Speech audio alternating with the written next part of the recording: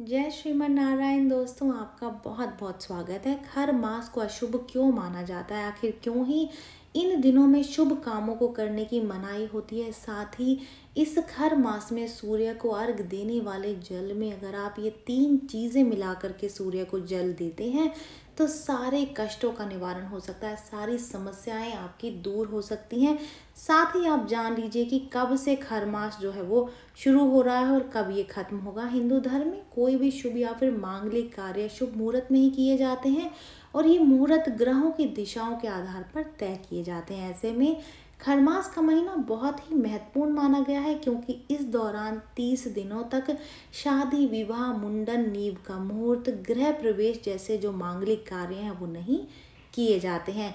खर मास को मांगलिक कार्यों के लिए अशुभ माना जाता है, इसलिए अगर आप कोई भी शुभ कार्य करने वाले हैं तो खर मास शुरू होने से पहले ही आपको उनको निपटा लेना चाहिए। तो चलिए जान लेते हैं कि ये जो खर मास है वो कब से शुरू हो गया है और ये कब ये समाप्त होगा। तो वैदिक व ज्योतिष शास्त्र खर मास को बहुत ही खास मानते हैं और वैदिक शास्त्र के अनुसार जब सूर्य गोचर करके धनु राशि में प्रवेश करते हैं तब खर मास जो है वो शुरू हो जाता है और इसे धनु संक्रांति भी कहते हैं। शास्त्रों के अनुसार जब सूर्य धनु राशि में रहते हैं उस दौरान शुभ कार्य करने से शुभ फल की प्राप्ति नहीं होती है। पंचांग के अनुसार सूर्य देव 16 दिसंबर 2023 को धनु राशि में प्रवेश कर चुके हैं और इस दिन से ही खर मास की शुरुआत हो चुकी है।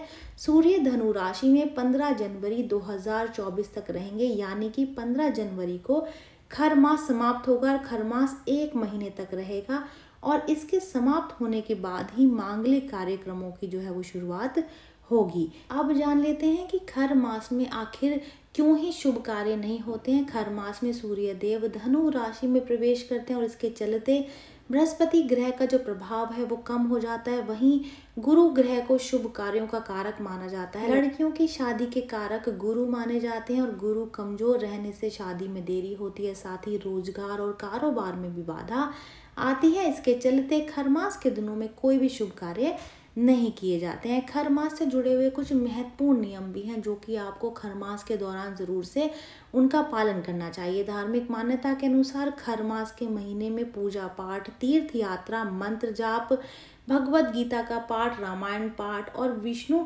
भगवान की पूजा करना बहुत शुभ माना गया है। खर मास के दौरान दान, पुण्य, जप और भगवान का ध्यान लगाने से जीवन के सभी कष्ट दूर हो जाते हैं। इस महीने में भगवान शिव की आराधना करने से कष्टों का निवारण होता है। ब्रह्म मुहूर्त में उठकर स्नान आदि से निवृत्त होकर के तांबे के लोटे में जल, रोली या फिर आप लाल चंदन भी ले सकते हैं, शहद और लाल फूल डाल करके सूर्य देव को अर्घ दें। इस महीने में सूर्य देव को अर्घ देना बहुत फलदायी माना जाता है और ये कहा जाता है कि ऐसा करने से सूर्य देव आपके सारे कष्टों को हर लेते हैं। खर मास से जुड़ी एक कथा भी है और वो कथा इस प्रकार है कि पुराणों के अनुसार जब एक बार सूर्य देवता अपने 7 घोड़ों के रथ पर सवार होकर ब्रह्मांड की परिक्रमा कर रहे थे, तब निरंतर चलते रहने के कारण उनके रथ में जुते हुए घोड़े बहुत ज़्यादा थक जाते हैं और सभी घोड़े प्यास से व्याकुल हो रहे होते हैं।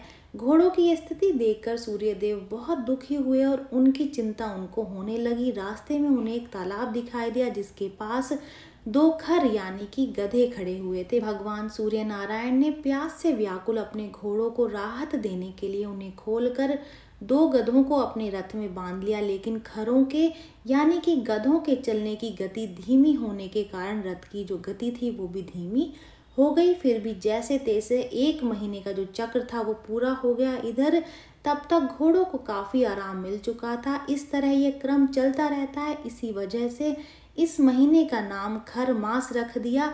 इस प्रकार पूरे पौष मास में खर अपनी धीमी गति से भ्रमण करते हैं और इस माह में सूर्य की तीव्रता बहुत कमज़ोर हो जाती है। पौष के पूरे महीने में पृथ्वी के उत्तरी गोलार्ध में सूर्य का जो प्रभाव है वो कमज़ोर हो जाता है क्योंकि सनातन धर्म में सूर्य को बहुत महत्वपूर्ण कारक ग्रह माना जाता है। ऐसे में सूर्य की कमज़ोर स्थिति को अशुभ माना जाता है और इस कारण खर मास में किसी भी तरीके के मांगलिक कार्यक्रमों पर रोक लगा दी जाती है। ये जानकारी यहीं तक ही। उम्मीद है दी गई जानकारी आपके काम आएगी और आप इसका लाभ उठाएंगे। जो लोग वीडियो देख रहे हैं वीडियो को लाइक कर दीजिए, चैनल को सब्सक्राइब कर दें, नोटिफिकेशन बेल को दबाना बिल्कुल भी ना भूलें क्योंकि यहाँ पर इस तरीके की महत्वपूर्ण जानकारियाँ मिलती रहती हैं। तो चलिए मिलते हैं नई वीडियो में नई जानकारी के साथ। जय श्रीमन नारायण दोस्तों, जय श्री कृष्ण।